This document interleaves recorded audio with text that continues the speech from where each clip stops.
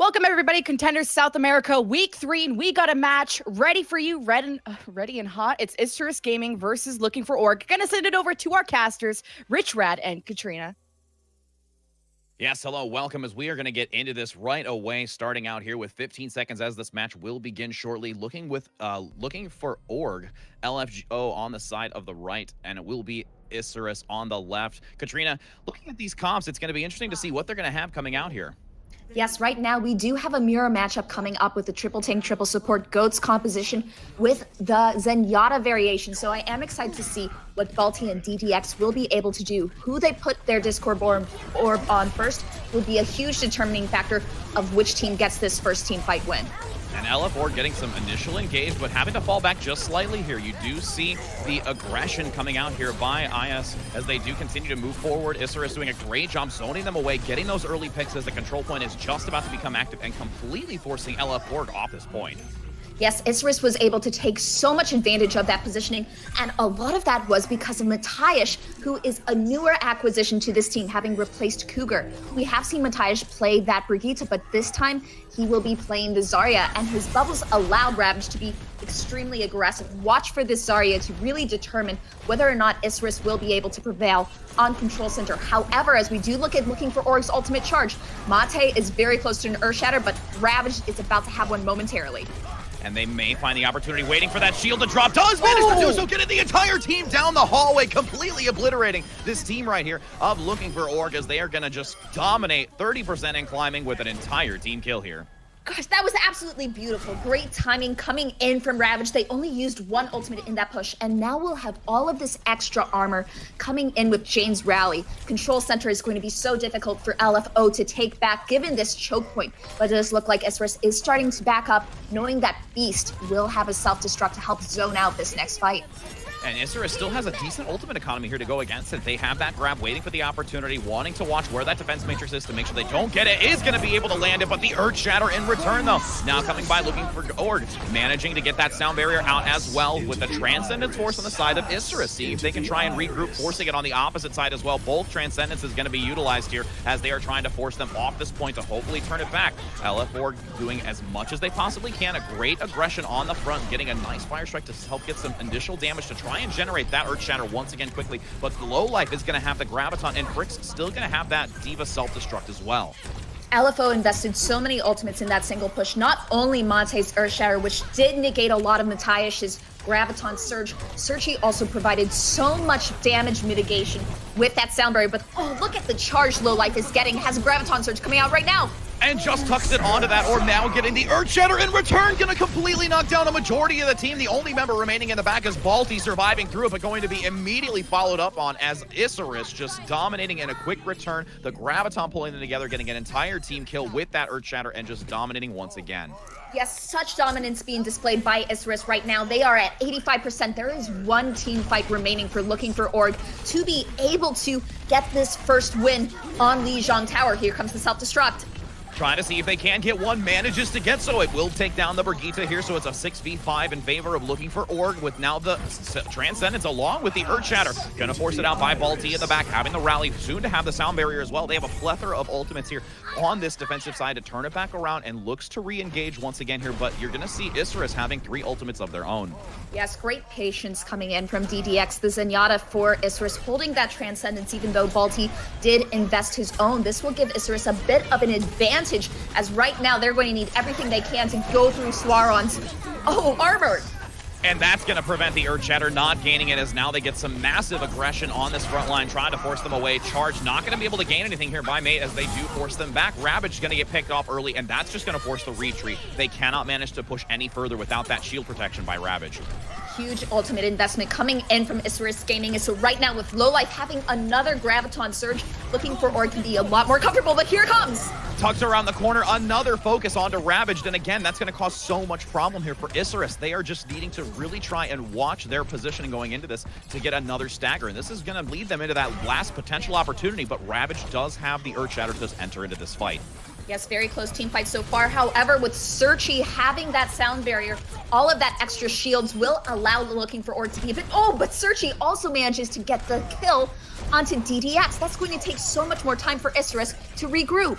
That stagger is not going to help them, and here comes potentially the Earth Shatter, but the shield's going to manage to block a majority of them, only knocking down one. Frick's going to have the self-destruct, looking to tuck it into the back probably in just a moment as they try to get a flanking position. Now in the front corridor, seeing if they can get the pick. Not going to gain anything, but Low Life able to take out Beast in the back. Overtime ticking away as it's going to be looking for Org claiming this first round in City Center.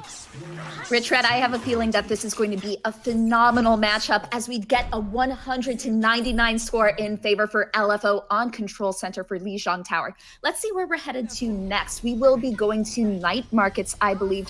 And so I'm not going to be shocked to see if Ravage does decide to stick with this Winston. There's a lot more verticality on this map. However, Looking for Org will be running that more traditional heavy tank composition with Mate having been so dominant, blocking so many of Ravaged Earthshatters. That Reinhardt mind game might be exactly why Ravaged is deciding to switch over to that Winston. It also is the tank he does prefer, however.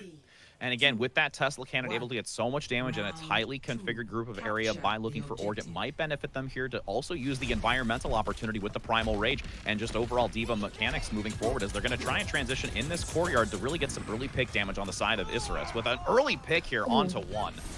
No, that Lucio going down so quickly is a major issue for Isurus. All of that speed boost that LF Org is having right now is giving them a major advantage for this first point, and I am happy to see that Isurus is starting to retreat, and DDX gets picked off too. Ultimately, Low Life and Balti have just been snipers on these heroes. And they've been doing such a great job specifically picking off those supports, which is just so crippling to them. First it was Ravage, now the support since they have the Winston. Now Ravage so far in the back, over-committing to this engage. No assistance by the rest of the team as Looking for Org is sitting pretty once again and just continuing to climb in this percentage count. Yes, Isurus is looking a bit shaky on this attack, and Ravage will be indeed switching back to this Reinhardt as we did see on Control Center. However, Mate is already 50% towards his own Earthshatter. More importantly, Balti is about to have Transcendence. This will be, and here it comes out. And they have Low Life in the back trying to give that massive amounts of damage with the shield protection as they do finally lose the Transcendence, but going to be on the returning side for Isurus, gaining a lot of advantage. Ravage going to immediately switch to that Reinhardt, but unfortunately not going to be able to survive through it. Frick's getting the follow-up here onto Jane for the Brigitte, and this entire team of Isurus just really having to reevaluate how they want to penetrate into this front line of Looking for Org. Yes, that was a bit of a team loss in that DDX used that Transcendence a bit too late when Ravaged had just been killed by LFO in a huge group effort. Of course, this accentuated by Balti's Discord Orb, which has been placed spectacularly, but the armor coming in from Jane will allow Isurus to storm this point, as right now LFO is finally pushed back. And they want to try and find this opportunity for the Earthshatter, the bash by the Brig, pulling him in, managing to get so many with it as they are following up immediately after with so many members of Isurus now looking to try and retreat to survive through it. But damage has already been done. It's 70% now in favor of Looking for Organ. This might be the last chance for Isurus here. Yes, and Isurus does have a Graviton Surge to work with and a Self-Destruct, so we can see that classic combination coming out quite soon. However, Looking for Org, that fool! Oh my gosh! And the D-Mech, this is going to be massive. This is the opportunity they have. It's going to be 6 versus, actually, correction. Never mind, that's going to be, a total reset here. I was going to say, I thought it was going to only be 2, but it's still 3 members down. They cannot manage to do anything else here as Searchy just gets a great position. Now going to have the Graviton on the favor of Low Life, getting the pull down with the sound barrier. And it's going to be the complete collapse of Looking for Org, wanting to shut this entire team of Isurus down as they're trying to turn it back with this last chance. Earthshatter not going to be able to get anything out of that with the shield up coming by Mate on the back as the D-Mech coming back in for the side of Isurus. Again, last opportunity for them to try and get into this, staggering as long as possible. That boop just completely shutting the team down, allowing them to claim victory on this first control point of Lijiang Tower.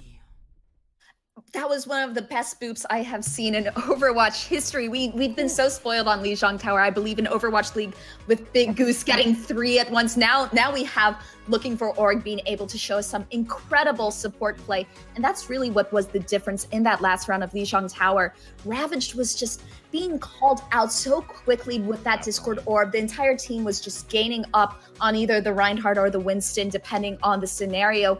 And I feel like a lot of the time, the Zenyatta on Isurus was not able to respond quickly enough with the Transcendence, or was getting picked off by his counterpart, Balti.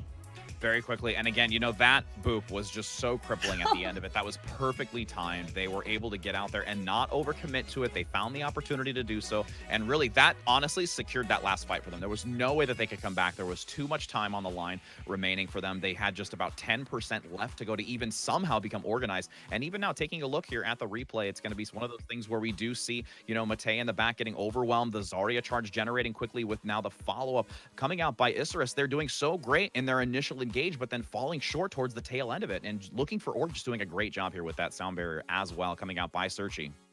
And I have been so impressed, however, by Isurus' Matthias, who, as I mentioned a little bit earlier, has been added to the team as of last week.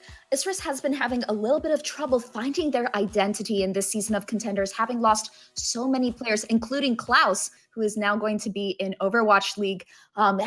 It's been a difficult season for them to be able to recuperate with so many players having been lost. So I think that Matthias is a potential DPS player, although we did see an outstanding Zarya, that they can really start to rely on. So as we go further into this matchup, I want to watch that player, see if he is able to potentially carry this team on his shoulders. Very much. And, as we're going to go into this next map, it'll be interesting to see what they're going to choose moving forward. And it will be New Bonnie, as we are looking to see for the next map. And, a lot of times it's seeming a very dominant map to choose here. And honestly, I'm not surprised if we see a little bit of that verticality play, especially going into the first point with the Winston. Maybe they're going to attempt to try it again on the side of Isurus instead of opting to use that Reinhardt. So, we'll see how it's going to play out. We've also seen a lot of Sombra play, even some Pharah in other regions, if it's going to be, trickling over into this region as well for South America.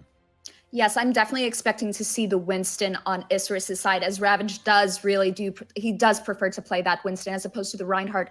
However, after seeing Li Zhang this first map, there seems to be a little bit of a disconnect right now with the front line and the back line. There isn't, either the back line is being picked off too quickly, which might lead to tanks necessarily not jumping back, not necessarily peeling for their supports.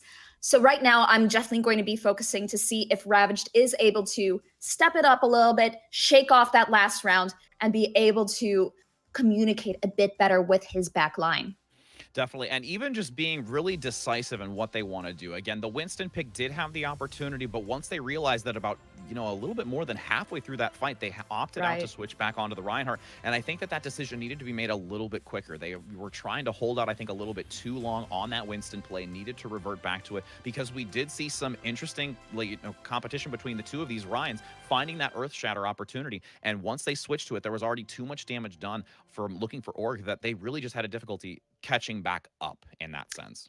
And Looking for Org has a bit of a fire underneath them today, as they did lose their last match against Looking for Team Owl in Game 5. So right now they are feeling like this is the opportunity for them to be able to go to 2-1, to be able to have a better spot going into playoffs as we're getting closer and closer to the end of this season in Contenders. Isurus, who is also 1-1, needs to shake this off a bit. They did win 4-0 against Fury last week. Maybe they are feeling a little bit cocky going into this first map. So I'd be curious to see the momentum shift and whether or not Isurus is feeling a bit overwhelmed or did not prepare enough potentially for this matchup against the LFO due to that confidence they gained last week.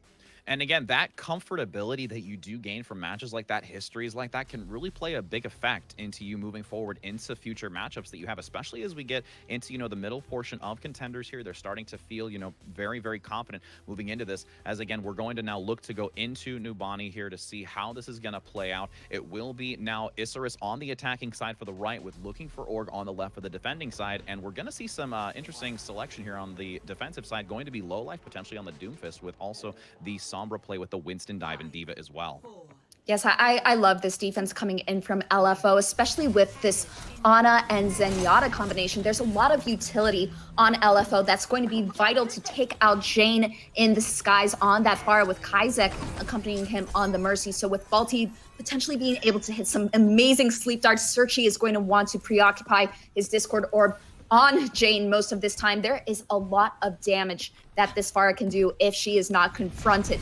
Also, Matthias on the Doomfist. I'm curious to see if he is going to be, making a big impact. That's So drastic of a pick there right now by Lowlife, getting rid of that verticality as we do see the dominant nature coming out by this defensive side, already getting one. There's the follow-up now as they continue to just flourish on this defensive point. Looking for Org just doing such a stellar job right now against Isurus. And the name you're seeing in the kill feed this entire time is Lowlife, with being able to take out Jane in the sky with a single punch. Beautiful gameplay coming from Lowlife, great awareness, and Swaron is already at 80% to that EMP. Sombra is such a powerful hero on this point of Numbani. However, right now with Jane being able to scope out the area, I think he's found Swaron. But first, we'll have to have a quick pause and take it in a little bit. Yes, indeed. We'll give it just a brief moment. But again, we'll look at it just once again. You're going to see that just aggressive play coming out by Lowlife on the Doomfist and really finding that Pharah in a really difficult spot. You saw them using the pharmacy composition in that back line, but they had the high ground advantage with that bridgeway, giving the opportunity for Lowlife to even have this engage on the Pharah, which I feel is a little bit of a slip up. And again, more of like we talked about with that comfortability going in, this feeling, a little bit in their, comfort zone. And they may just have to realize that we can't play like this. We have to try and step it up a bit, because Looking for Org is doing a stellar job right now of holding not only on this defensive point, but we already saw on the control point. Yes, Looking for Org now, though, will have a little bit of a difficulty going into this defense, as one of their supports, their Zenyatta, has actually been disconnected from the game briefly, hence our pause. So that means that all of that ultimate percentage that this Zenyatta has gained will be going away, making Isurus Gaming have a bit of an advantage, as DDX is already almost at 70% towards his own transcendence. Alrighty, and again, we are going to give them just a few more minutes. As you said, losing that ultimate charge, will they be able to try and regroup here on the defensive side for LF Org, as we will go to a brief break and soon come back to see how that's going to shape up.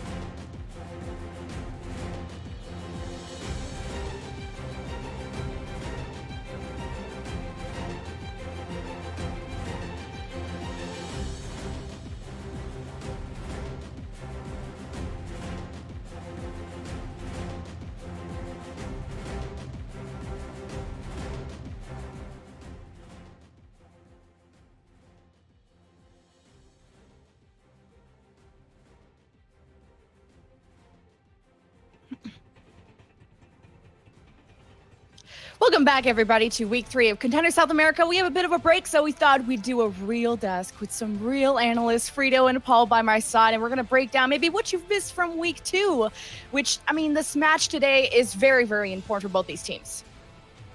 Oh, yeah, absolutely, especially for Isurus, especially now that they're down 1-0. We didn't get to talk about it beforehand, but Isurus right now sitting in that 4th place. LFO's sitting right above them in 3rd, but Isurus, not a very healthy map differential for them. Even though they're 1-1, they're down on that map differential because they had a draw last week. So if they don't start bringing it back, start picking up some maps here, there's a real chance that the two teams beneath them, Fury and Black Dragons, they play today too. One of them's going to pick up a win. And if it's a 4-0, if Isurus don't bring this back, they are not looking good for making those playoffs. And the important thing to remember, in the group, the top 4 go to playoffs, but the bottom 2 walk the plank to relegation possibly. yeah. So this matchup is incredibly important on who's going to secure that 3rd and 4th spot. And I'm kind of glad we didn't have to do a pre-show desk, because I was going to be very hyped for Isurus coming back on the upswing here. Of course, they were you get second. fake your predictions now. No, Okay, I we would never had do your that. predictions right now. This is cheating. Last season, they went second place, of course, only falling to Brazil Gaming House at the time, who's now base tryhards. So this is a team who had a storied past, looking to struggle already in map 1.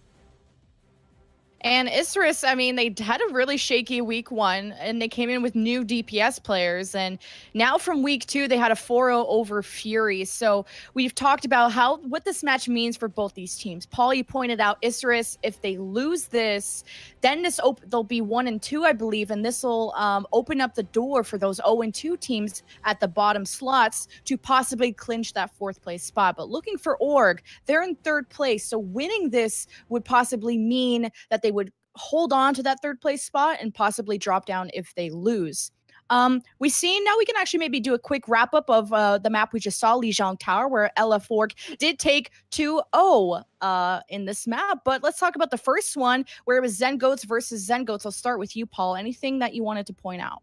Well, you know, it's interesting because what we were going to bring up on the pre-show was Balti, right? Because we've seen Balti primarily on the Moira in past games getting a surprisingly large amount of playmaking potential out of that hero. You know, we don't really think of Moira as a support that can make those kind of plays, but he frags out regardless. And we saw that on Lijiang a bit, right? There was more than one time where he would just shut down a push by finding a nice long-range frag. Him and Searchy together were just shutting down push after push. We saw that triple boop, technically a quad boop, didn't show it in the kill feed, but the supports of LFO are just finding so much value out of heroes we don't necessarily expect to find value in this meta in the ways that they're finding it. If you're new to the South American region, honestly, though, Lucio boops are nothing new here. This is what they live for, basically. Playmaking Lucios on a lot of these teams. Also, I want to talk about the supports, the big adaptation that we saw on Control Center, where at the start, it looked like Isurus Gaming was in control of everything. Some really hard W presses, aggression towards the enemy, Reinhardt, just clobbering him. But after that, they sort of picked up the pieces a bit, and LFO is really doing the Muhammad Ali rope-a-dope game in being able to dodge back and whiff on a lot of that aggression that's coming through. There was a big Graviton that got 8, and after that point, Isurus seemed to be really confused on how to take space again, and we got Balti in the back fragging in the meantime, while Isurus looks a little bit timid on their engages after that started to fail in the first round. Yeah, Frito, I think you're exactly right. Isurus on their engages attacking towards the point seems weak. If you think about it, you know, that Control Center, they had control of it, able to get to 99. As soon as they lost it, they weren't able to take it back. And of course, Control Center being very hard to re-engage on with those tiny hallways, especially when you have shatters, grabs, anything you to worry about, can be difficult to engage. But now you're talking about Night Market, where Elaforg won the first fight, and then Isurus were just gone. So Frito, what do Isurus need to do to be able to engage better once they've lost the point? Well, I think that's important to bring up about the Goat's Mirror. When we go into Numbani, we'll see less of that, especially on point 1, but it is important that they clean that up because, of course, it's going to be so crucial in the maps after Numbani for sure. I think stick to the game plan, right? I think they sort of got a bit stunned after being punched back on those maps and lost their ability to see openings. The time that it's taking for them to realize where they need to go and quickly execute those strategies, either to get a bash or to set up for a clean Graviton, they have to be more quick in that shot calling department, and it seems like that's what's slowing them down a bit. After, I mean, if Zen volleys you in the face and Lucio boops you off the map, I'd be a little bit scared trying to make some of these aggressive calls too, but it's the team that's able to land that aggressive play that wins Goat's Mirrors. And I think, like Katrina was saying in the cast, it comes down to Ravage too, right? He needs to have more support. He needs to be staying alive better. There was more than a few times on Night Market where Ravage would go in, either be alone or unsupported or get pushed off somewhere. The team would back up. He would be left out to dry. And in this meta, especially when you're doing those GOATS matchups, whether it's mirror or you have a different main tank, it doesn't matter. You need to have your main tank alive. You need to have that protection for your backline. The space is so crucial. And if he's just getting bullied every single fight, you're never going to stay in a fight long enough to win it. It's one of those babysit the Reinhardt metas right now, right? Where you have the dangers of getting stunned by the Brigitte, and then if the Discord orb is placed on you, then you need to have your Zarya have your back. You need to get bubbled. You need to get healed. And Zenyatta maybe can't put as much healing out as an Ana or as a Moira. We talked about Balti maybe preferring more Moira, but the story so far has been the Zen Goats. We saw maybe a little bit of a hint of Numbani being our map 2. Paul, why do you think Isurus decided to go to Numbani? Where is their advantage on this map? Well, you just got smashed in Goats, right? Like, you won a couple fights, but you just got smashed, right? At least first point of Numbani, you can switch it up a little bit. We got a little preview of the map, right? We all know that they were bringing out that Pharah and that Doomfist, right? Maybe it didn't work out so great for the first push. We'll see what happens when we go back into the map. But it's something that is not really surprising, especially when you consider the history of this region, right? Before the GOATS meta, before Brig, this was a region defined by those dynamic DPS plays. So Isurus especially, back when they had Klaus and Valen, Klaus now on Uprising Academy, got poached by NA, right? Woo. This was a team that relied around their DPS play. We know that the rest of the team that's still solid from last season, where they took second in playoffs, wants to enable DPS to play. Now, we don't know necessarily if Jane and Matiash can play to the same caliber as Klaus and Valen, but they want to try and enable them to do that, right? They want to put them on heroes where they can deal damage, they can frag out, and they can try and shut the other team down, right? They want to shut LFO down. And at least Isurus were able to recognize that problem. The problem in week 1 was Cougar's Brigitte not stepping up to par for their GOATS composition. And Brigitte being that, the do or die, the one that makes the plays, the one that opens up the opportunities for your Reinhardt. And now we have Matiash coming in, and that's when Isurus were able to get their 4-0. And to be honest, in week 2, I didn't know what Isurus were going to look like after week 1 looked like a fire. So I'm glad that Isurus are recognizing these problems. They're making adjustments to their roster, and they're playing to their strengths. Right. And the thing is, when you go with this Pharah Doomfist on the attack of Numbani, when you look at the defensive side running the Sombra Doomfist, those are two characters that are going to deal a lot better with targets on the ground, unless, of course, you hack the Pharah. So the ideal play, I think, for Isurus is to go up main in order to get the Pharah longer lines of sight. The only problem is the two players that I think have stood out the most in this entire game so far is LFO's support line, running both the Zen and Ana, and that can be enough to take out a Pharah as well. So that's where I think the tension of that setup is going to be. It's going to require some really sick rockets from Isurus to land in order to win that duel and leverage the small openings there is for them to take that first Numbani. They might also need a composition swap as well, because those supports, they're fragging out today.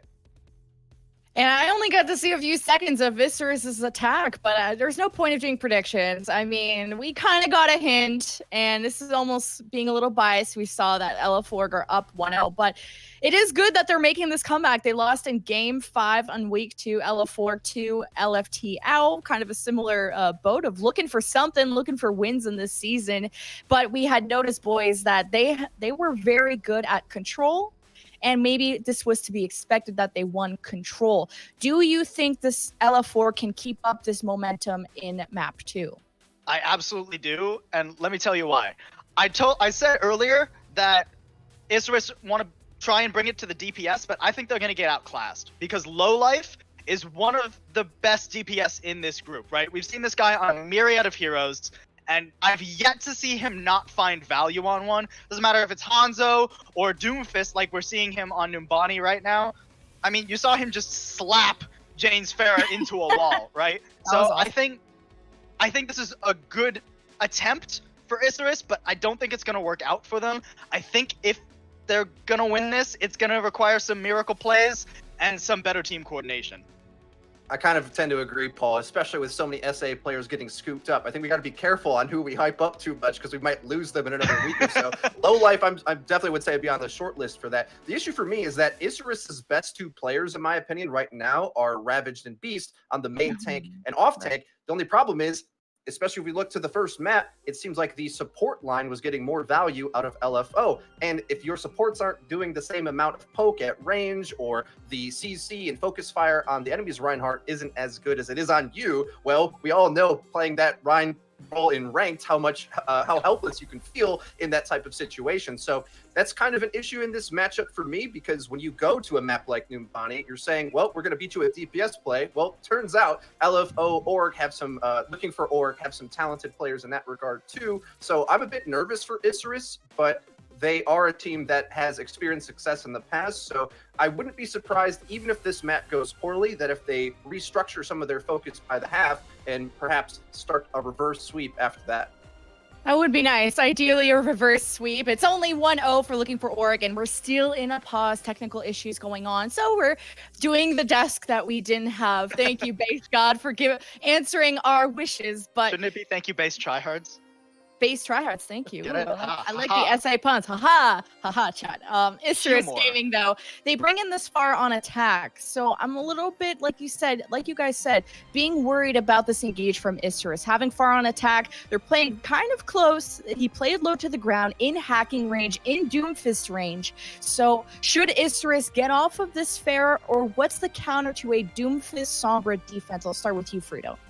Typically, what we see a lot of teams do is go for the Super McCree combo, which is definitely a comp Isurus has run in the past. They like putting Jane on that hit scan with his Brigitte counterpart to protect him. The only problem is we've also seen the Doomfist Sombra on this particular map succeed against that just because of where the Doomfist gets to fight. Ideally, McCree wants to be able to go into the high ground, but you're going into a high ground down a hallway with a character who winds up a punch for insta-kills. You time that with the engage with the Winston bubble, McCree never gets a chance and gets punched into a wall. But I think that might be the best opportunity they have to go at this, because the problem is for Pharah, despite it potentially countering the characters on paper, the way the defense plays is so scattered that it's difficult to get the right focus fire to hit anything consecutively to find a frag. So I think the Super McCree might be the answer here. Well, especially considering with the Pharo, what you ideally want to be doing is shutting down either their tank line or their DPS, and it's going to be a little bit difficult to shut down a Doomfist with a Pharo because Doomfist is so mobile, he can just dance around your rockets all day, right? So you're going to have to try and get around him, probably into the back onto the supports, but the supports of looking for Org have been fragging out all day. They had a great first map, so it's very difficult to determine where Jane's actually going to be able to find that value when you talk about who he's looking for that value against, right? Because you can say it's going to be the tank line, right? But your tank line's been getting shut down much more decisively. You can say it's the DPS, but good luck finding a shot. And you can say it's the supports, but good luck surviving long enough to get that value, right? So I think Frito's right. This Pharah is going to be a little bit tricky. If he works up to a barrage fast enough, could shut down a team fight, but that's a win condition that's not near in the future. And I'd like to see them try and win a bit more with that vanilla Overwatch without the ultimates. I don't know if that's in the cards for him, but it might be something worth trying. Well, this Doomfist Sombra defense, all about, the Doomfist taking the attention, punching into 6 people, diving in and out. Sombra there to get those hacks, disable those cooldowns, and engage after the attack has come in. Isurus now getting ready to unpause. They're on their attack. They're down 0-1 in the series. However, looking for Org have dropped Numbani against LFT out in their previous Week 2 performance. I'm excited to see if this could be the game that, or at least the map, that Isurus Gaming can turn this around. Gonna send it over back to our casters, Rich, Rad, and Katrina, to continue all that Overwatch action.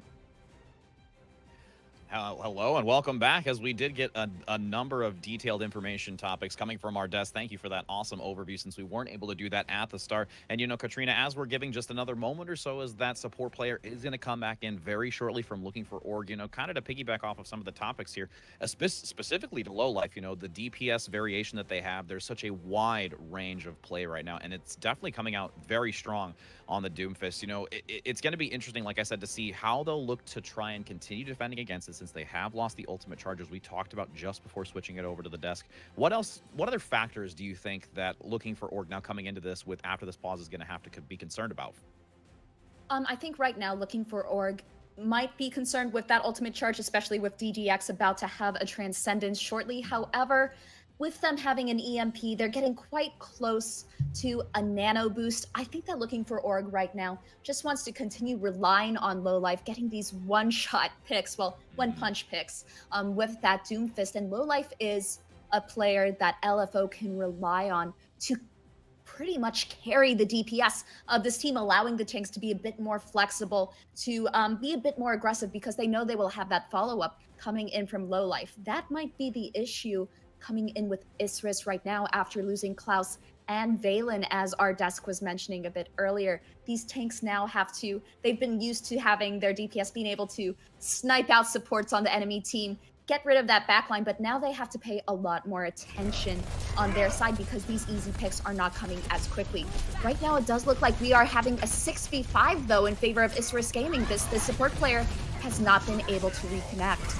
And we're going to see how looking for Org is going to have to handle this. Again, not having that 6th player is going to make it very difficult. You get an early EMP going to come out as well to contest against Isurus, as they're, doing quite well right now, at least on the attacking side, to try and overwhelm them now. Again, lacking that 6th player just causes so much difficulty. Before we've seen it, though, where it's a 6v5, I've come into matches where they're just able to coordinate more effectively, utilizing that EMP. But, I mean, so much damage is going to be done now with Isurus, just dominating with 3 of these ultimates.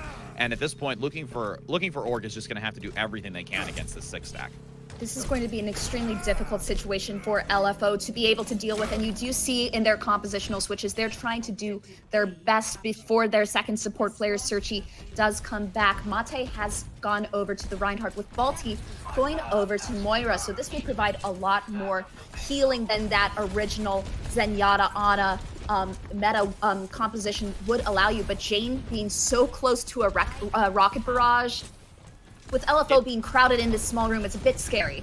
I mean, they do have the beefiness. Again, with that switch onto the triple tank, going to do the 2 supports using the Moira and the Brigitte to try to just withstand the incoming massive amounts of damage that's going to happen. It's really just going to be Isurus wanting to generate ult charge here. Again, funneling that rocket damage through this tight corridor as they look to come outside. Self-destruct going to try and buy, some space opportunity to get one. So it's now a 5v5 going into this. They might have the opportunity, and there's going to be Jane getting an other pick on the opposite side. Looking for Org, just trying to, again, do everything possible. There's the rocket barrage coming out by Jane, just doing so much damage in the back. They had an early opportunity from LFO, but unfortunately Isurus just still being able to, pick those members out and making it extremely difficult for them to contest against this.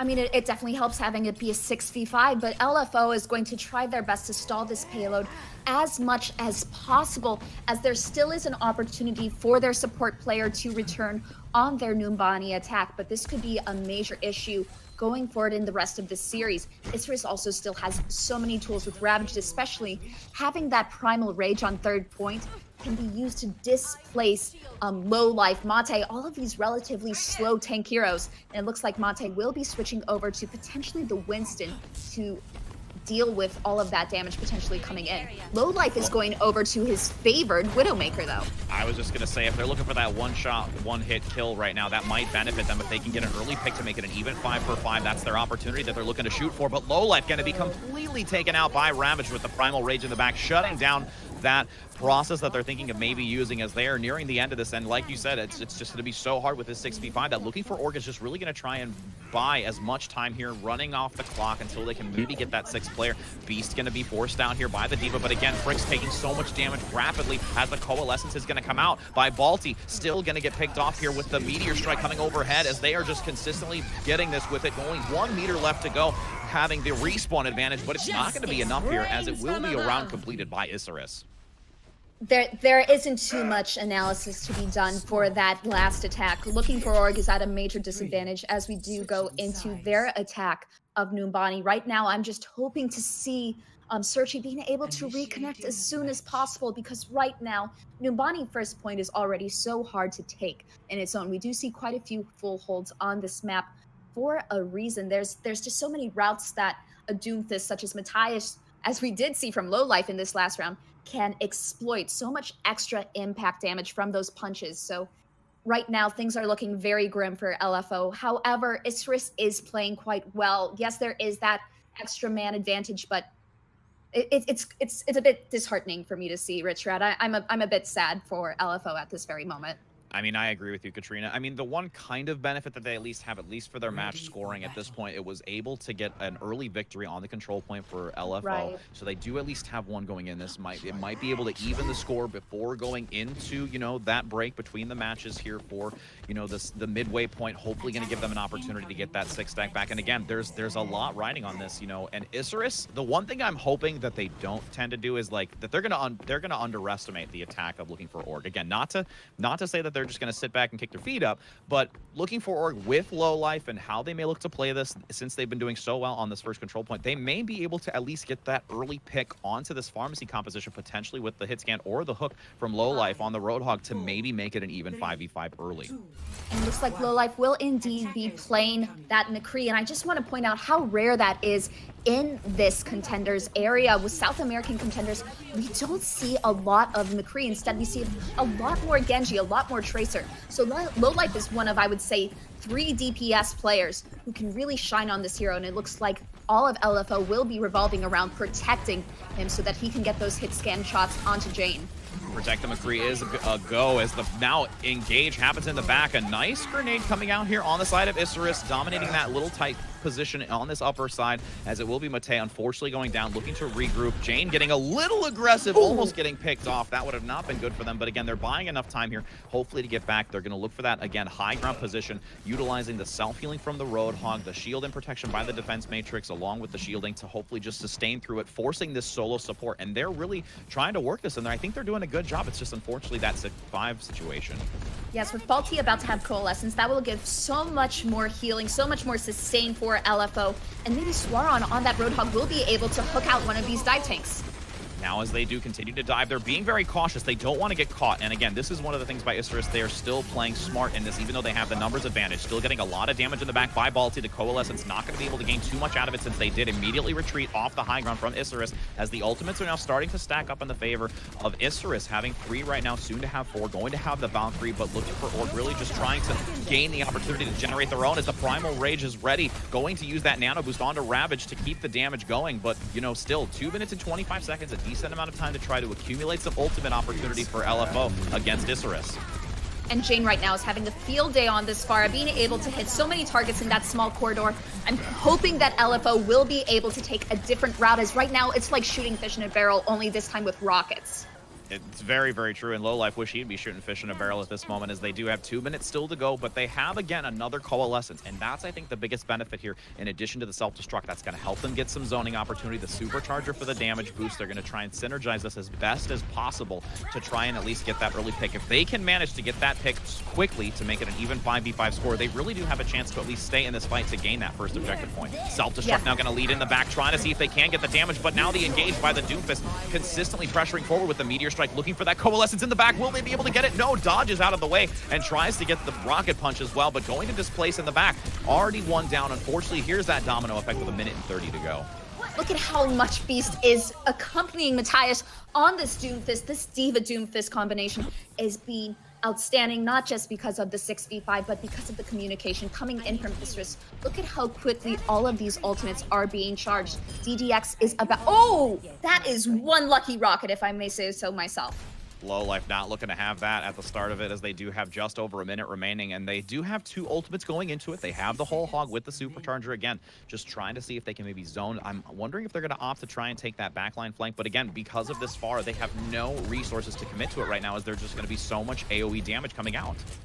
And right now, there isn't a huge threat to the Pharah on the side of LFO. Yes, you're able to tickle the Pharah a little bit as Moira. Yes, you can potentially get a hook on the Roadhog, but so many resources will have to be invested in dealing with this Doomfist. And there's the Rocket Barrage overhead, trying to see if they can get a kill out of it with the damage boost. Beast's going to get D-Maxed here. It will be thrown into the corridor. It will be able to survive through it, using that shield by Matea in the back, as they do try to get severed here from Isurus, doing a great job trying to divide and conquer, but Balti getting the pick. Now it's going to be the 5-3 6v5. This is the opportunity. Ravage gonna force out that Primal Rage. Now getting another pick though onto looking for Org.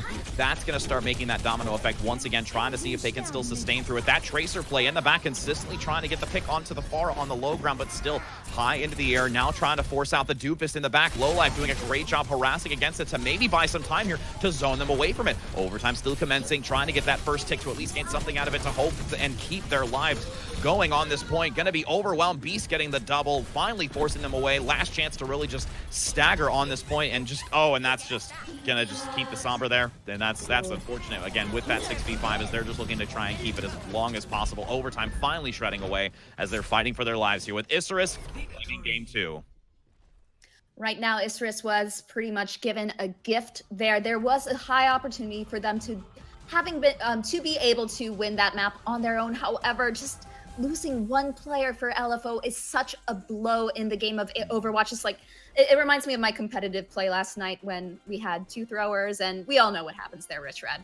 Very, very much so. I mean, and it's so unfortunate. I mean, I know we've said that so many times. It really is one of those things. But again, going into this, we're gonna give it to our desk to kind of take some, observation of this as we're looking into it. And again, it's one of those things where we're hoping and just praying that we'll be able to get, that 6th and final member to give them the opportunity to start turning this around going into round 3, as we're gonna let the desk take it away.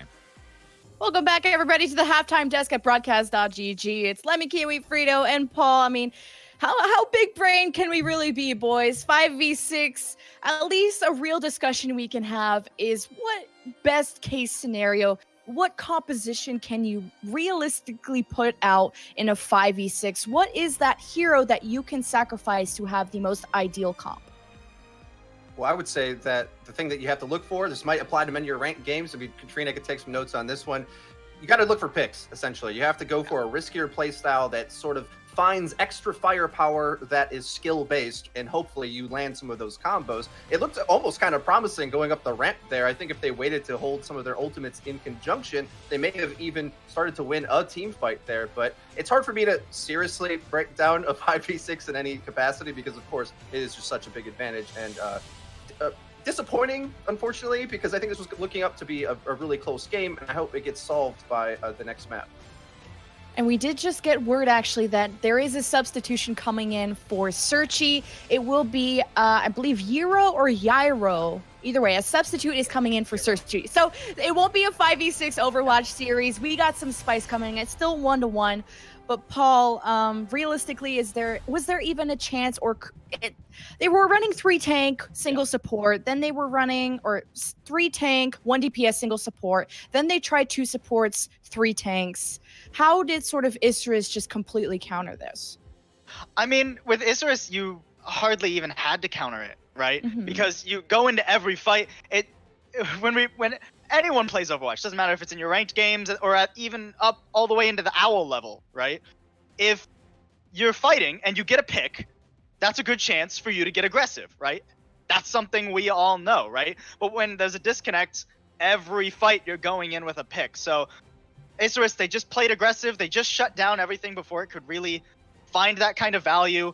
I think Looking for Org did a valiant attempt of playing those pick compositions with the Roadhog, the McCree, even the Widow on point 3, just to try and bring it back.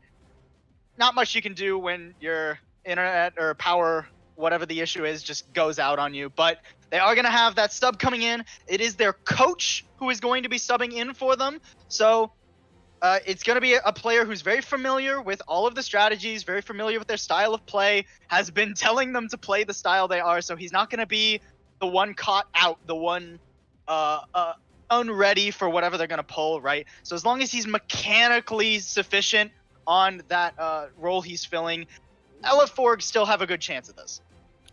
And Euro is going to be filling in as the substitute, and he's the coach. So maybe that's, a really good shot caller, really good in-game leader that knows these players well and can maybe direct them a little bit better than, I'm not sure, Searchy, what his communication role is within the team. Usually your backline will be calling a lot of the shots, especially your Discords. So can he even play the Zenyatta is question 1. Maybe if he's better at Moira or Ana, we could see that. We don't know a lot of what Euro will be running. It was unlucky because although Ella Forg had run the, realistically the best composition they could have run in a 5v6 of 3 tank, 1 DPS, 1 support, or 2 support, 3 tanks. There was the Ana from DDX that was countering all the healing of Balti on the Moira. Yeah, and then Isurus were running the Pharas that, against LF Org that were running 3 tanks that couldn't have any hit scan to deal with that. It's tough. It would have been goats versus goats. Maybe you can sacrifice that Zenyatta and just try and get that initial pick, like you said, so maybe even up the scales of the 5v5. But we will be going into map 3 shortly, where I would assume it would be LF Org's choice of map after that loss. Where do you guys think it might go in their choice of map? Well, we've been to Horizon Luna Colony exactly once this season in South America. We don't generally see it here. I think it was once this week with whoever base Tsukino Nation brought us there against base tryhards, I believe, if I'm remembering that correctly. Mm-hmm. We're going to Hanamura more than likely, right? So I think this is a good place for either team. Honestly, we've seen. I mean, it's hard to contextualize Matthias's Doomfist, considering that it was a 5v6, but he was finding value on it. And we saw Lowlife pop off on that Doomfist before there was that disconnect. So it's going to come down to Doomfist play. It's a map that really favors that Doomfist, especially on first point. I think LF Org might have a bit of an edge because they've shown us a bit better Sombra play. And that's going to work better on Hanamura than Jane's Pharah will. The thing with Hanamura, I think you can run any comp really that you want. We are going to definitely see goats. And the thing is, with this map specifically, it seems to always go into multiple extra rounds. I don't know if we've seen a defensive hold yet in this region at all. And because of that, there'll be a lot of curveball strategies getting tossed out, where it's not uncommon to see a team attempt something a little bit wonky. Symmetra, we've seen a few times. You talked about Matthias's Doomfist Sombra. They like to run that on the defense as well. But for me, I'm seeing a bit of potential weakness here because we saw how much value Searchy was getting in the first map in that Goat's Mirror, and there will definitely be Goat's Mirror rounds on this map. I mean, whenever I think of A on Hanamura, I'm dreaming of the Lucio boops that potentially can come. We've seen it time and time again from this region, and it's difficult for me to assume that a coach is going to pull off some of those mechanical Lucio plays in order to have the movement good enough to be able to go around in that. And if I'm Isurus Gaming, I'm going to be gunning for that Lucio and trying to really test his ability to quickly change decisions, because that's where LFO was strong in the first map, where they started to make the aggression whiff from Isurus. So we'll see if Ravaged and crew is going to be able to punish any indecisiveness in the Goat's Mirror. So when you have a disconnect like this, you guys are players, you guys, we all tilt a little bit in ranked. There's some levers, and more than a little. I don't stream for this reason. So Searchy being out, and kind of causing that loss for the team. And now you have your coach coming in. As the coach, Frito, how do you talk to the team to reestablish that morale, reestablish that calm and that focus? If I was on this team, I don't know if I'd even be tilted, because you feel, it was possibly unfair that you ended up losing a map to the disconnect. But as far as the play on the field, I think that's where players care about the most. What is the feeling of when you were in the game? Well, for most of it, I think LFO was in control up until that disconnect. So they are probably pretty happy to jump right back into the server, even with a bit of a substitution with their coach. But it's not like it's a player off the street, right? It's someone that they're familiar with. They just take a guy from the crowd. Hey, you able to jump in. Yeah, you want to sub in. But so I think they'd be quite comfortable, actually. LFO seems to be in control. It's just in practice, right? Are they going to be able to isolate any weakness? Because we don't even know how much the coach plays. Some coaches are mid-range in the ranked ladder, and some of them are top 500. We never know. I have to get the information on that to actually know. So it could be a little sloppy, or it could be perfectly fine. It's hard to know. Yeah, and I think the mental game is very important too, especially when we consider the context of this region. One of the things I always loved that Boop would tell me before he went off to NA to cast their Contenders was that this region is very passionate, right? It's not one of those regions like Korea where one team will get a pick, boom, that's fight over, everybody reset, we know that. It'll be sometimes everybody's fighting down to the last player, and it'll be Lucio versus Lucio on the point, and whoever wins out that will take it, right? So this is a region where they're not really deterred by setbacks, right? You're going in guns blazing, you're ready to bring this back. And I think as long as LF Org have that mindset, that I'm pretty sure they do, that they have a real shot in this series still. It could be the turnaround. At least you got your 6 players, so that gives you a chance. And if he's replacing that Lucio role, it's still going to be pivotal for him to call those engages, call those disengages, and orient the team around. And that's really what a coach is very specialized in. So I'm excited to see what Euro can do. And if possibly Searchy will be coming back later on in the series. Still 1-1, as we will set it to a quick 2-minute break before we get into our map 3.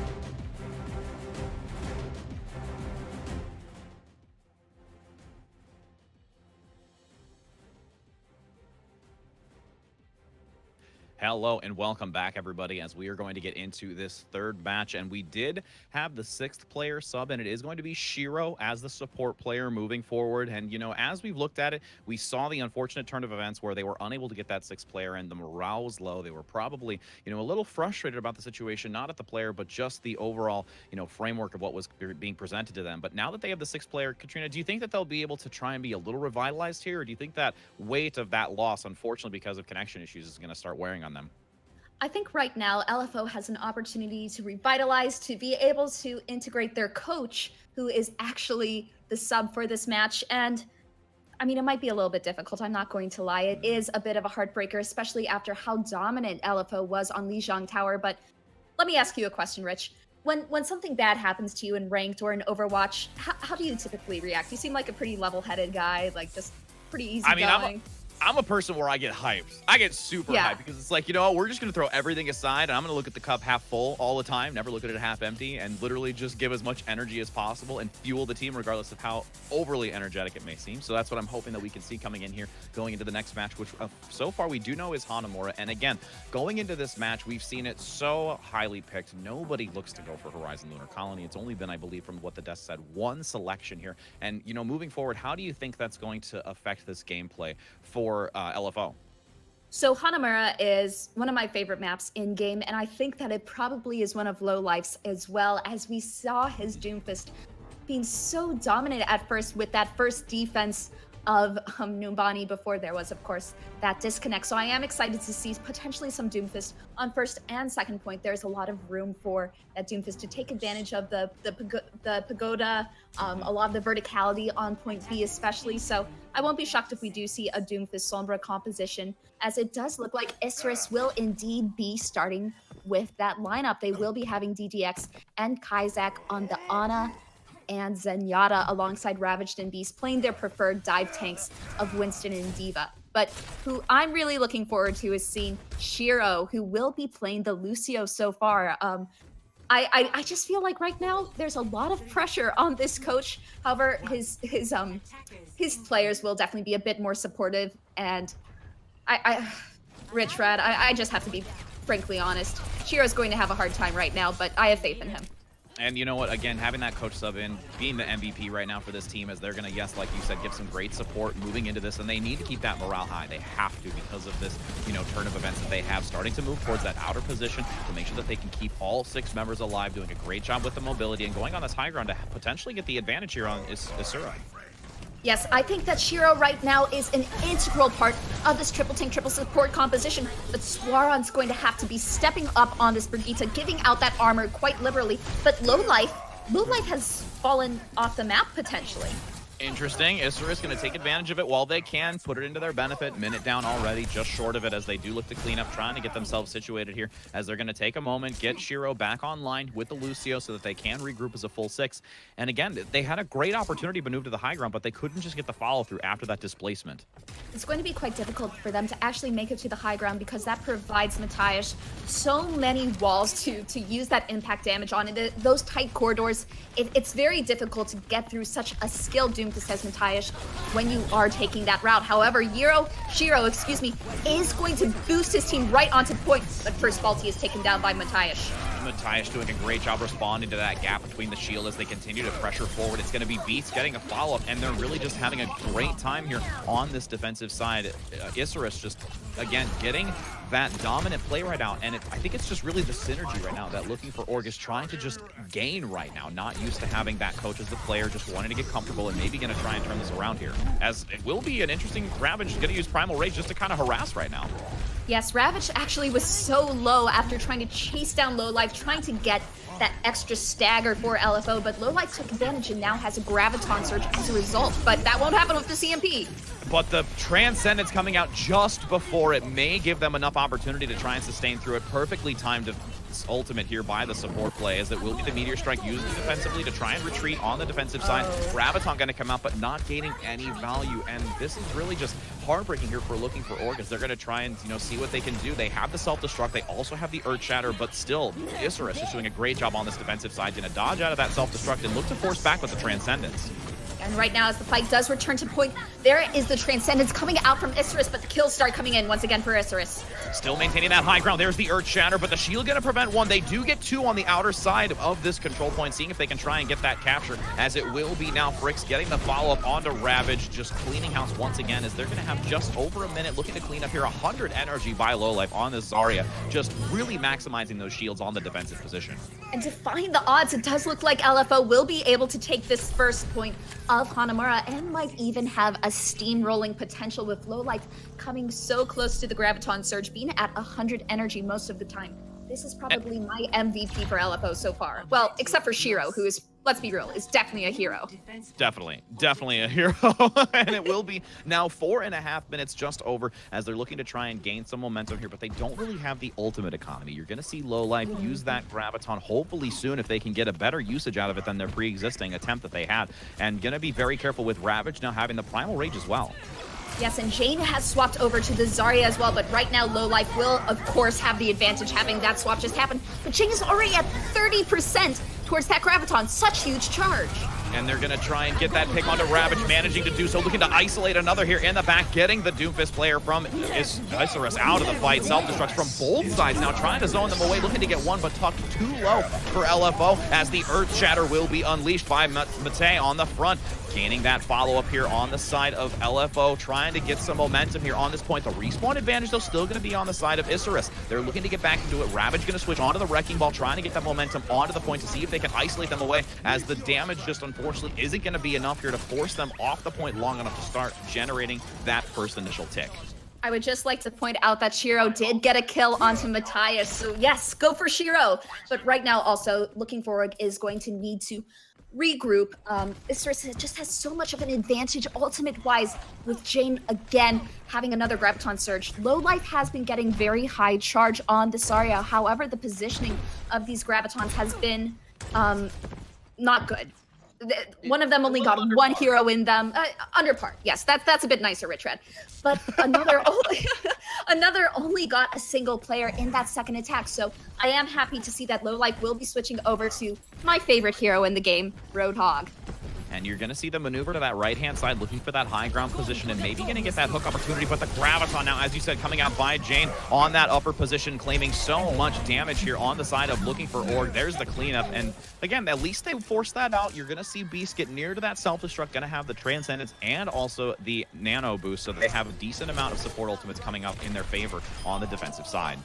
We haven't seen Roadhog in a long time, and I am curious to see how this hero performs on point B. Now, this is a very good stalling hero due to his great durability. All of the breathing materials that he pumps into himself gives Roadhog so much sustain. However, there's not a lot of shielding available for Isurus, so I am a little bit, for looking for Org. But Mate has swapped over to the Reinhardt, going to be able to make sure that Shiro and Balti have a bit more flexibility as this tide begins to come in.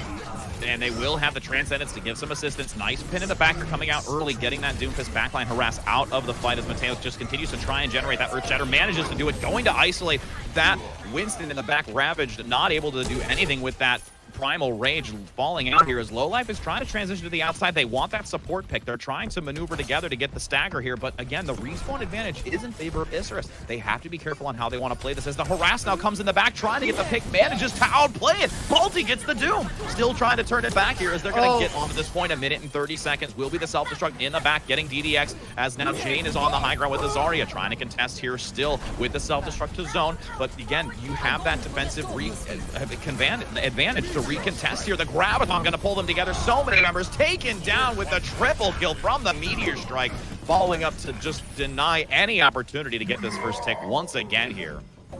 That was a bit painful to see, but a great team kill coming in from Isurus. Great ultimate combination from Jane and Matthias, and we do see DDX swapping over to the Ana, going to maybe be able to even charge a nano boost, as there is 1 minute remaining for looking for Org to take even a single tick. So right now, Balti does have Transcendence. Lowlife will have the whole hog available, and Shiro, yes, has the sound barrier available. So there are plenty of resources.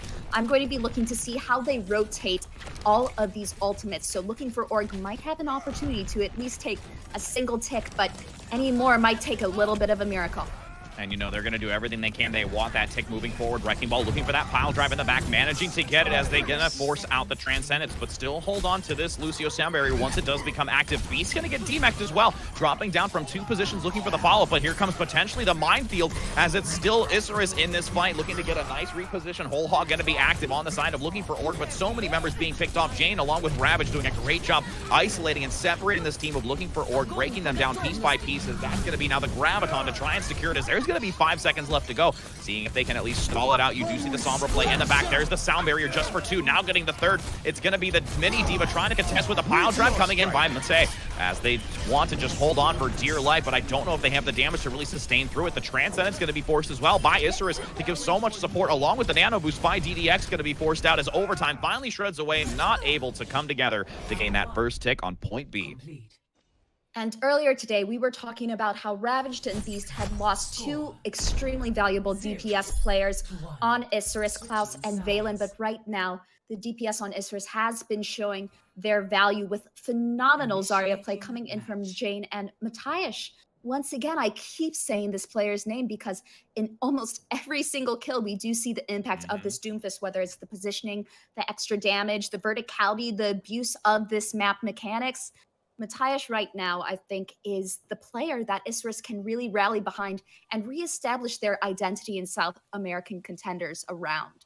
I mean, I really agree. You know, it's such a great positional awareness by Mateusz. Even if those couple times he falls short to contest against that back line, as we saw a couple times, some great defensive positioning by Balti as they were able to get the pick, but still the reposition, the gaining the advantage, finding the picks early and often, especially like we saw with the combination from the Graviton, getting that triple kill to completely prevent any sort of attack coming out by looking for Org. It is just a stellar amount of gameplay, and it's very impressive to see. And right now, as we are in the Hanamura Game Center, I'm a bit curious about this gameplay right now.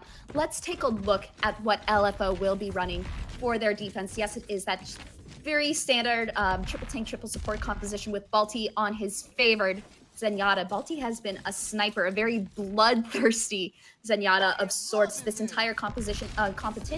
So I am excited to see him potentially shine, maybe even being able to pick off DDX on the side of Isurus Gaming, as we did see in Lijiang.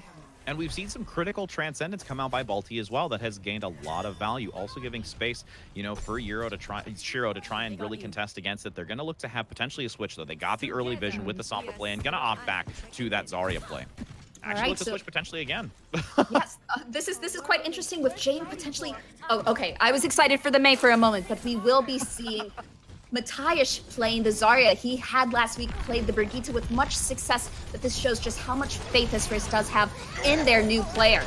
Oh, and there's a bash early trying to force them back. They didn't manage to get the pick onto Mateo, though, for looking for Org, so they're doing a great job looking to fall back and rely on their position, not wanting to get overwhelmed. Sleep Dart, though, going to take a nap here on the front as they reposition onto the high ground. Still maintaining a decent engage. There's the pin follow-up. Wondered if that was going to happen to get that pin early, but doesn't get the follow-up kill. Fricks in the back, just about to get D-Mac. They are trying to sustain through it with all the amounts of healing coming out by Balti and Shiro, and trying to be that hero, as you said earlier, to contest against them with now Mateo on the high ground, wanting that Earth Shatter just in time behind the shield. There's the Graviton going to force it, looking for the pin, managing to get it. They're at least doing a great job to hold on this point, but now the return ultimate's going to come in by Isurus, gaining that rally to give some support, along with now the Transcendence for looking for Org. Back and forth, support ultimate's going to be unleashed as they continue this brawl, just wanting to force off looking for Org, but still trying to sustain through it. Now going to get the Graviton pulling them together as they will finally be able to shut down this defensive position, which again, we typically see here. It's very easy, or easier, to capture point A than point B, so it will be swiftly, with now 2 minutes and 25 seconds going to be generated here shortly, as it's going to be looking for Org, trying to get into their defensive position and prevent this snowball by Isurus.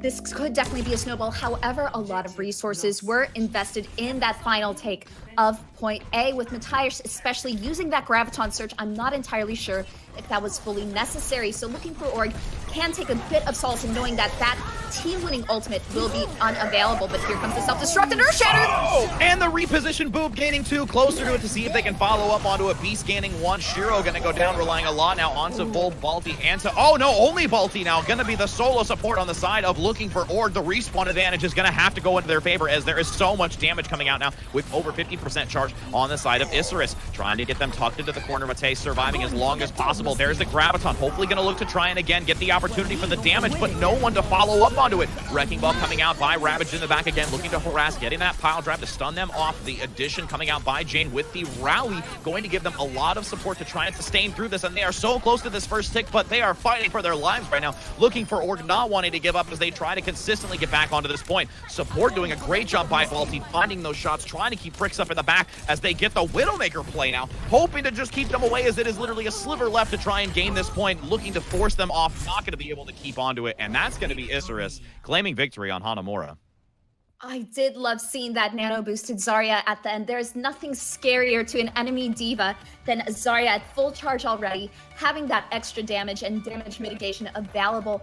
That was just very textbook, very classic gameplay coming in from Isurus. And as they are going into this next map 2-1, there is a bit of an advantage for Isurus, especially with, as we did find out earlier, the disconnect on the side of looking for Org. Agreed. And, you know, going into this last one, I don't know. I'm taking a guess. I want to feel that they may look to, you know, go towards the Route 66, having that verticality potentially to contest against it, breaking away from it, since maybe they're having a little bit of a disconnect, like you said, with their, you know, composition as a whole, bringing in Shiro, again, trying to be the hero, like you said, again, not trying to enforce that, but he's really trying to do the best that he can in that coach position, as we really do want to take a look at the replay here, but there's just, like you said, so much confident gameplay coming out by Isurus with this Doomfist, just getting so much follow-up, and it just to commend that gameplay and really just doing such a great job overall as a team. And right now, as we will be headed over to our last map, I would not be surprised to see Dorado, however, as we do know that Lowlife is an incredible sniper. This is one of the most versatile heroes in, versatile players in all of South American Overwatch. So I think that Lowlife is going to try to take a bit more accountability for this team. We did see him playing very phenomenally on this Zarya, maintaining high charge, being able to sustain, yes, the gravitons I was a little bit critical of, but we all have difficulty there. You know, it is. I mean, sometimes it's just one of those things where, you know, it doesn't gain the best of value at it. I mean, trust me, I think I've found myself a time or two overshooting the point that I'd love to commit that graviton to, but you know, moving forward, it's going to be the map of Dorado, I believe, from what we've seen. So it's going to be interesting selecting that versus the Route 66, as we were kind of potentially looking to see here. But you know, maybe there's a little bit of a different confidence level going into Dorado for LFO, as they are going to try and do the best that they can to even up the score to try and bring it into map 5. To be completely honest, I think they're trying to avoid a Doomfist-friendly map, as Matthias was just crushing on the side of Isurus with this hero. And when we do go to Route 66, we have seen brilliant gameplay on that hero, especially with Edgicus, who we will see later today. But let's focus on this match. I think we'll see a lot more Sniper and even a bit of Pharah, which we have seen both teams enjoy running. So I think we're going to see a lot more variety of compositions going into this final map. And, you know, it's such a lovely thing to see when, you know, they try and vary it up, change it up a little bit, because we're so used to seeing, you know, that typical 3-3 composition, which is so meta right now that everybody likes to follow. But trying to throw in, you know, that Pharah play, the Doomfist play, the Sombra, it's giving a lot of versatility to these teams. And, you know, it's going to be one of those things where whether or not they look to, I guess, utilize it to their advantage by LFO, or they're going to try and stick, you know, with that typical comp again. Maybe Shiro being a little bit more comfortable now with the team, not to say that they were doing badly. They started to gain some synergy going through Hanamura, and they might be able to try and carry that over into this now that they've at least got a little bit of playtime together. That is a fair point, bringing back Shiro into the mix. He did go on to the Lucio for Hanamura, so I won't be shocked if we do see the triple tank, triple support composition, just ensuring that this Lucio is well protected, that everyone stays together as 6. I think that even though Dorado has a lot of opportunities for dive tanks, for snipers, it's a playground of opportunities. This might be a change for LFO in that they do want to ensure that their coach is very comfortable, is able to play to his best ability, which is very high, as we have seen on Hanamura. Definitely, and especially if they could cycle it into that 5th match, which they're definitely looking to do, going back to that control point. They had the opportunity early in the match, regardless of the disconnect that happened during Nubani. They still were able to play it much more effectively, I think, on that control point, just because it looked a lot more comfortable for them. They were able to, you know, utilize those spaces as we're going to go into that potential 5th map, and hoping that they can get it here to claim victory to make it an even 2-2. Yeah, so even though Isurus might show a bit more versatility in terms of composition, if there is an opportunity for LFO to take this to a map 5 if they try to stick to their roots, make sure that Shiro is comfortable, and trying to win those vanilla Overwatch team fights without any ultimates, as they were able to do very convincingly. Although Searchy was a key element of that on Lijiang Tower, as we did see plenty of kills coming in from the supports, but Balti still, that, as I said before, that bloodthirsty Zenyatta is something to be reckoned with.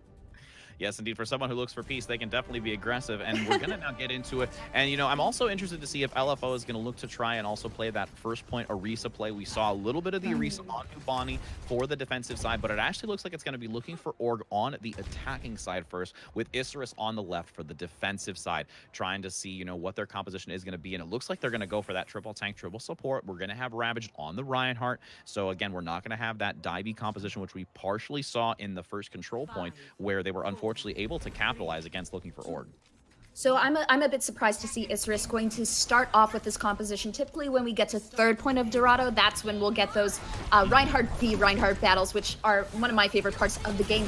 However, they're going to sustain so much ultimate charge, as this composition can be maintained throughout the entire matchup. We do see looking for Org having a mirror composition, once again keeping with that triple-triple. And it's really going to just play onto their strengths and try and do the best they can to see who is going to play the better GOATS comp right now, as it will be that high energy coming out by Mateusz on the side with Azaria, looking to get some damage between that choke point on the inner side, as they want to find as an ultimate very quickly here. Ravage getting so close, but Matei looking like they will get it first, trying to force them back. There's the Shatter, gonna potentially use it here between the shield, but still holding strong. There it is, able to land it onto 4, but the return on the Earth Shatter, getting both sides, as it will be the hammer flailing on the side of Isurus to try and force them back. The better of the two was able to hold off Ravaged, buying just enough time protecting himself to return the loving Earth Shatter to now force them back with 3 minutes to go.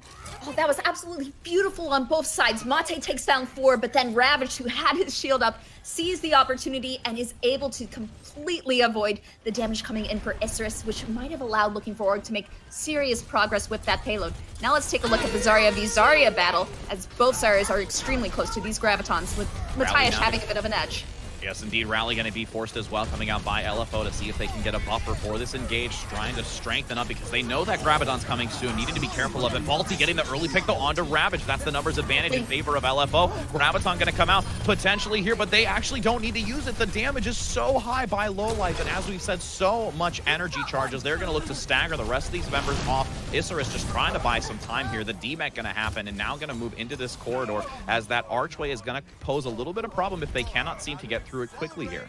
I think Frix ate that Graviton coming in from Mateusz. Brilliant gameplay, great sense coming in from Frix. Mateusz is going to desperately want that back, as Low Life now is at such a high charge and has a Graviton of his own. Beast is now going to have to be just as vigilant with that defense matrix. But with the self-destruct coming in, if he decides to demech a little early, that could be the opening for Low Life. And being sneaky in the back, seeing if they can get it, but I think it didn't gain anything out of it. I think they might have eaten it. As we do retreat back, you do see them force the retreat, not going to commit any more to that. That is an unfortunate use of the Graviton there. They were trying to be so stealthy in the back. Low Life having great position, but completely turned around with the lack of the ability to grab on that.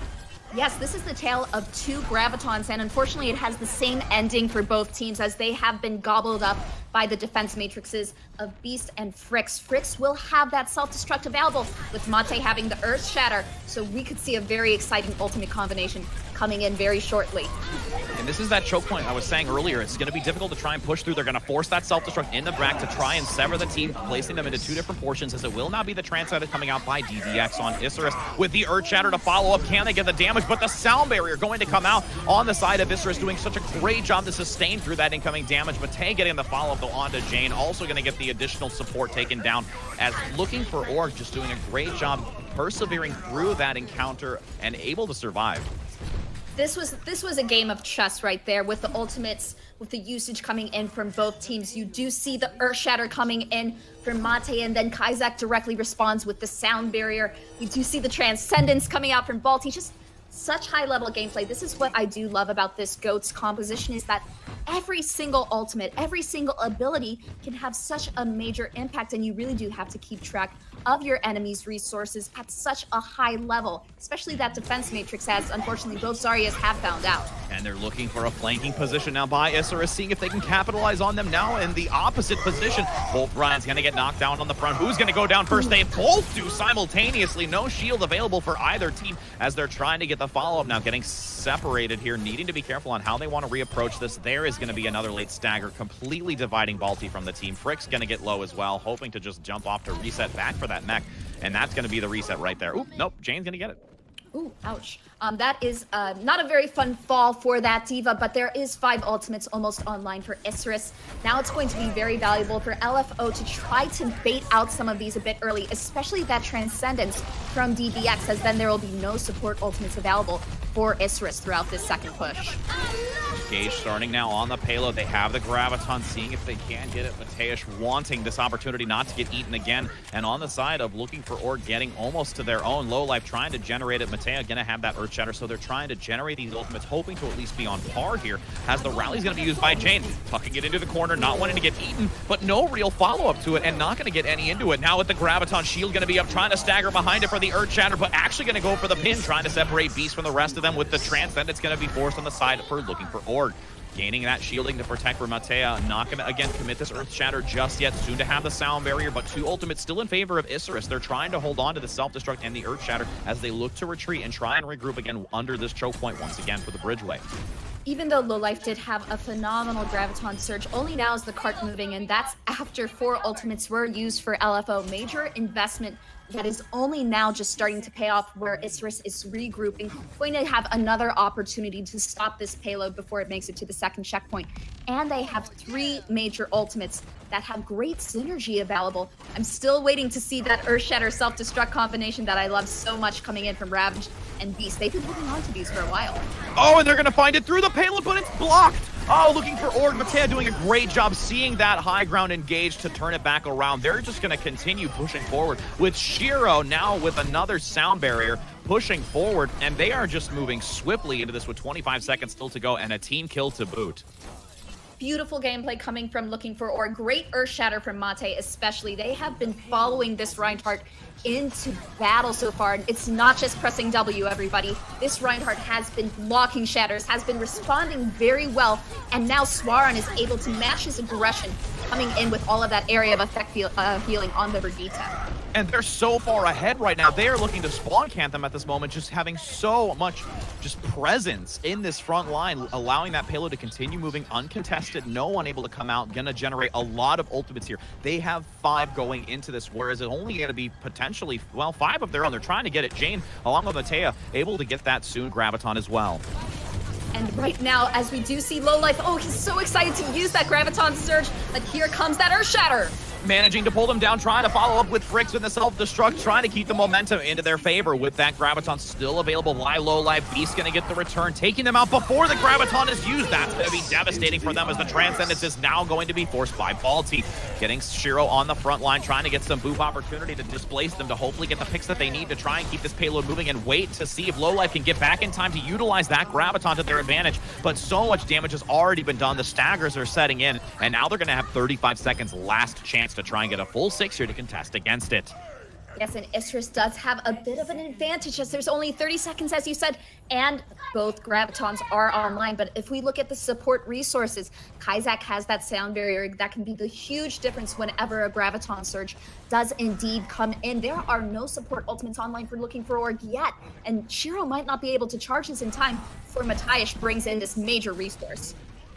Seeing if they can try and get on at the point. They have 5 seconds, maneuvering onto the high ground to see if they can maybe get, again, that Earth Shatter, as we will have a pause, it looks like, right at the very end of it, as it's going to be us holding on to see. Just going to have a brief moment as they have 2 seconds to go to try and get onto it. So we'll go ahead and see how that encounter is going to happen in just a moment right now. But again, it's going to be Isurus losing that 6th member. It's one of those last-minute things that's going to just become very difficult to see how it's going to play out. Yes, Kaizak, you know, losing that opportunity to be in this fight, and I'm curious to see how it's going to play out right now once we do return.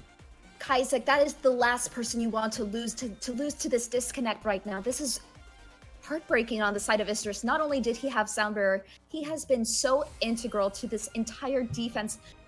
I'm quite upset to see that Isurus now has to deal with this struggle. However, looking forward, this is a bit of an evening of the playing field, so we might still see a map 5 coming up, but not under the circumstances that anybody would want. And, you know, again, with it already being so very close, the last few seconds, they're trying to utilize that high ground position, as we saw.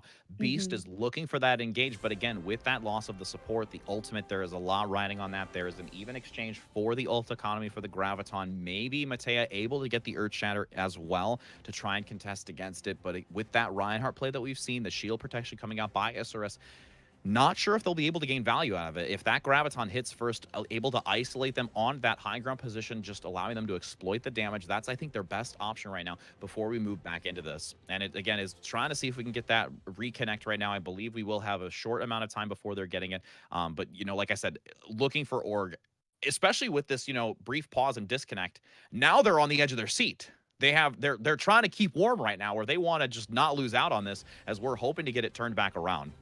Yes, not only does the pause negatively impact Isurus, and it does look like Kai'Sak will be able to return to the game. Oh, thank goodness. But it also, as you were saying, it shifts the momentum a bit as we are about to go back into the game. Here comes that Graviton surge. And it will get low life on the ground. Can they get the pick before the Graviton? They managed to do it, as it will be Frick's going to get the pick, though, onto Jane. They're starting to turn it around again. It won't be that sixth player coming in from Isurus, as they're trying to force the Transcendence to buy enough time, getting him back into the play. Sound Barrier going to gain a lot of opportunity here by Shiro, keeping it into the overtime, trying to maintain this pressure as they finally look to regroup. They cannot afford to maneuver off this payload. This is the last chance for them to try and keep this going. The quicker, though, that they're going to get off of this point. There's the Earth Shatter, does get blocked. 2 members going to get knocked down, I believe, just around the corner, as DDX tries to get the kill, manages to get it onto Balti, almost getting the overtime, as it shreds away so rapidly they cannot afford to step away from it. Still keeping a majority of the team. Here's the self-destruct, though. Can they tuck away without the overtime going away? And manages to do so. Frick's going to hold on for a moment longer. Going to get DMEC, though. Last member remaining. Overtime shredding away, and that is going to be where looking for Org reaches an end. And Isurus now has a very clear win condition. They don't have to finish Dorado, but they do ever have to come quite close. And looking for Org, we did see Lowlife switching back to the Doomfist to be able to get back onto that payload. I will be shocked, though, if he does remain on that hero. As for defense, I believe that they will stick with that triple tank, triple support tank composition that has allowed Shiro to be able to charge that Sound Barrier so rapidly. Kai'Sak was able to recompose himself and make a major difference for Isurus, allowing his teammates to speed in, using all of that utility Lucio provides. So I am quite pleased to see that we aren't once again getting that 6v5 battle. I agree with you, Katrina. They are going to go full-fledged into this. I don't think they're going to waver from the comp at all. And again, with, you know, how looking for Orc has played, they've played more cohesively. They've been able to kind of come together. And again, with that unfortunate pause that they had at the late end of it, that might just be, you know, something that kind of tilted them slightly going into it. They're just like, oh man, this is our last chance. It's going to halt us. We're going to wait. Now on this defensive side, they're going to look to try and opt for an interesting composition potentially here. It looks like Balti may want to actually go on to, nope, there's the switch. I was going to say, I'd given a little bit of a little bit of a bait for me to try and take to potentially say the incorrect thing, as we will have a triple as well for looking for Org. Yes, and once again, it does look like we might have a mirror mashup. Matthias, yes, he is teasing that Doomfist, but right now, let's talk about the defense over here. Similar to Isurus Gaming, I don't anticipate many changes coming in from the defense, allowing for ultimate charge to be sustained. Although the different checkpoints of Dorado can give you a lot of utility with different compositions, I'm not shocked that looking for Org is going to try to maintain that stability of that triple comp. And right now, they're in the exact same setup as Isurus was in this previous matchup. And you're going to see that engage coming out quickly on the front, needing to be careful. It's literally just the colors have swapped right now. It's all over once again, as we do see, low getting so low life getting so low. Let me try and get my words correctly, as it will be now a follow-up. And here comes the aggression by Isurus again. That early pick onto low life, not going to get the shielding, allowing them to maneuver swiftly through this tight position underneath the archway, just gaining so much value out of that first fight. I mean, what do you expect when your name is Low Life? It's a bit prophetic, but as we do see Isurus continuing to push the payload, they are at an advantage, of course, with ultimate charge, most notably between the two Zaryas. Matthias is already at 60% to Low Life's 25. Oh, and the pin's going to come out, though, trying to see if they can even the score. Ravage going down to maybe get that kill in the back onto Frick's. Not going to be able to. The Earth Shatter going to be lost. The pick happening just in time by Oh no, that is just unfortunate. 85 energy and still climbing. This team of Isurus is just looking so dominant right now. And Frix is just being a bit annoying on the payload, but is eventually going to be staggered so much. It's going to take a bit for Looking for Org to regroup. However, they will have a Transcendence to help them out on this second defense. Now, that's going to be extremely necessary because Matthäus is already at that Graviton Surge, whereas Lowlife is not even at 50%. So it's going to be vital for Isurus to try to take out that Transcendence before using this amazing resource of that Graviton Surge. Starting to approach just around the corner. You see Matthäus looking for that Graviton potential, hiding away. There's an early pick again onto Lowlife. They're going to lose that. And now going to follow up here onto the second. 2 takes down. Only going to be Frix having to retreat with the entire team. And again, you just see those early picks coming out and that Discord gaining so much value on the team of Isurus that Looking for Org is just really trying to just gain some composure here that we thought they originally had. And now just having to fall back once again to another checkpoint. Lowlife still has not been able to charge a single Graviton Surge, having been sniped out by DDX on that Zenyatta. I wonder if this is a mentality issue coming in right now, but right now DDX has been stellar, not only with his Discord orbs, but also with his, let's just say, sniping for now. Matthäus is about to use this Graviton Surge. I can feel it. Oh, and it's going to be the Earth Shatter first, though, to lead as they're going to secure that Graviton just in case, holding on here to make sure that they can breach that payload to that marker, as we do see on the ground there, that orange, or what am I talking about? Green box of victory right now. Normally it's gold, but orange or green for now. I can't get my colors right. As it will be 5 minutes and 15 seconds with 4 ultimates in favor of Isurus. Now Looking for Org, going to drop that self-destruct on the high ground to see if they can contest against it. Not really going to gain much value. Lowlife now having the grab. Can they pull it out? Managing to pull 2, but the self-destruct by Beast with the DMAC. Complete force of Isurus looking to claim victory in match 4 with an entire team kill. Yes, Isurus does win 3-1 against Looking for Org. And Richard, I don't mind that you called the box green. I mean, green, orange, as long as we're not driving together, it doesn't matter. But Isurus so far has been able to rebound. There might have been a little help with that disconnect coming on the side for LFO, but a win is a win at the end of the day for Contenders. It very much is. And, you know, we're going to let the desk take a further dive into how it was able to be a victory in favor of Isurus over, you know, Looking for Org. And we're going to let them take it away. Go ahead, Kiwi. Thank you, Rich Rad. Great casting, guys. It was a match that went against our expectations and the deep dive, as much as Searchy's modem took a deep dive earlier and hasn't come back. But we even saw Lucio's getting cursed all day. Kaisak at least was able to come back, but he lost his barrier. But nonetheless, they were still, Isurus were still able to bring back that defense and hold it and prevent Looking for Org from getting there. But boys, I think we should wrap up this entire series into a nice little bow of our expectations versus reality. What did you guys think of Euro's performance, subbing in as the Lucio for Searchy for Looking for Org? I mean, it wasn't inherently bad, but it was definitely something Isurus took advantage of. They knew that he was going, even when it's a coach coming in, even when they know the strats, it's still a sub, right? You know that that's going to be the player to be caught out, the player to take advantage of. Doesn't matter how comfortable the player is, or even if Shiro was main support. We don't know his hero pool really when he plays, whenever he does. But Isurus, they knew he was a sub, so they took advantage of it. They got confident. We talked about how way back first map on Lijiang, fights they were winning were the ones where they just held W and left click, right? You had all out aggression, stomped LF Org into the ground, and as soon as that sub came in, they found their rhythm again. They found that aggression, their confidence came back to them, and they played unafraid the rest of the series, and it was a good look for them. I would definitely agree with that. I think the problem is when you bring in your coach to play, and I'm very happy to say I was completely wrong about this, where I thought they would feel pretty good after performing so well, but they didn't play around that substitution as if they've even ever done that before, right? It looked like they were still trying to figure out what the limitations of that comp was going to be with the player in the lineup, and we saw quite a lot of hesitation. So the disengages weren't quite there in the same way that they were in map 1, and also as well, I'm a stickler for using ults perfectly. I think Shiro was popping sound barriers in one fight that kind of came to bite them a little bit later when the next fight would come up. So overall, we can't have too high of expectations for the guy who wasn't expected to play today. So really, the MVP was the internet drop. Unfortunately, I think we see a very different series, and LFO is going to be quite upset about this one moving forward, I think. I'm personally sad about the result of this match because the disconnects affected, I think, LF4 deeper than just, missing a player. It felt like even when they got that sixth player, their coordination wasn't there. And we talked about, well, this would be a great thing. You have your coach come in and he can literally micromanage as a Lucio could do and realistically could do.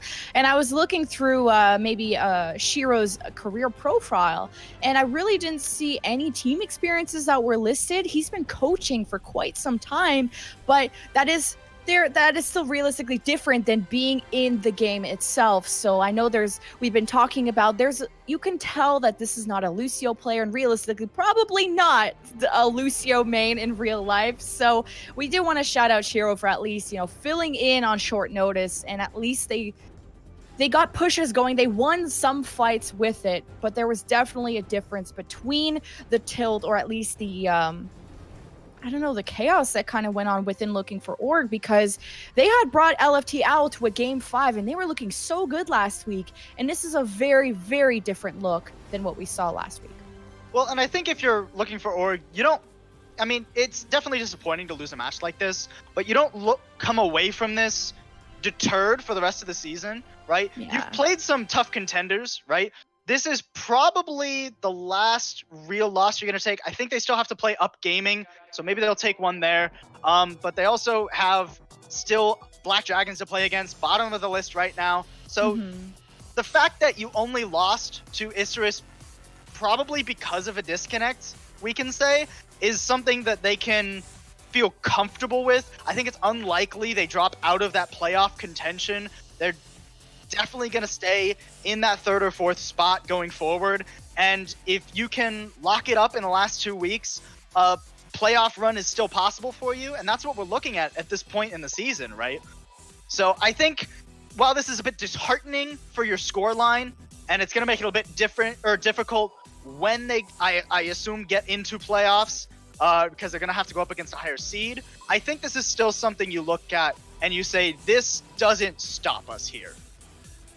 Possibly. Frito, I was curious, Frito, about, because we even saw Kaizag disconnect and with Barry on the last defense for Isurus on Dorado. How come Isurus were still able to hold that defense, and how did they kind of keep their calm, you think? Well, I think overall, between the two maps, their ultimate usage was just a little bit better in a few different cases, where I think especially I want to highlight both main tanks really making big plays at different points, but landing higher value ultimates. There's quite a few whiffed ones as well, I gotta be honest. Either a grab getting eaten from miles away or getting stuck into a wall, but over the course of the two maps, I think Isurus was playing with more confidence, and that allowed them to land bigger combos, and I think that was really key for them holding there at the end. But also a lot of these fights on the course of Dorado, the biggest one possibly being that big blocked shatter that Ravage had at the A ramp, the first out of spawn ramp there on their attack, where he blocked it, counter shattered, and this was the traditional South America that we know and love, where they're willing to just go at each other with ultimates aggressively. Sometimes you get big whiffs, sometimes you hit big plays, but that fell in the Isurus' camp today. Well, this was an interesting match. I really loved that at least we saw Mate and Ravage be somewhat a good competition between the two, wouldn't you say, Paul?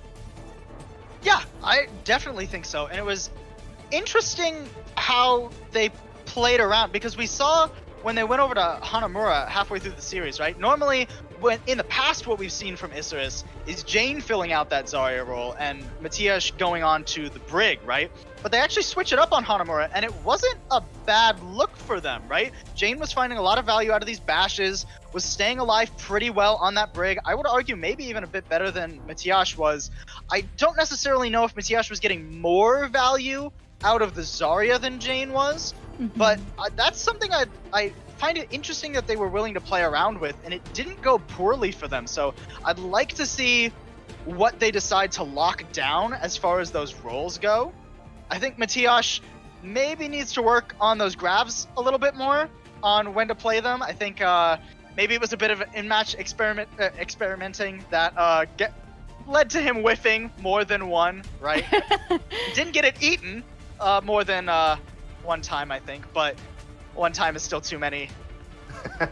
That is an important ultimate.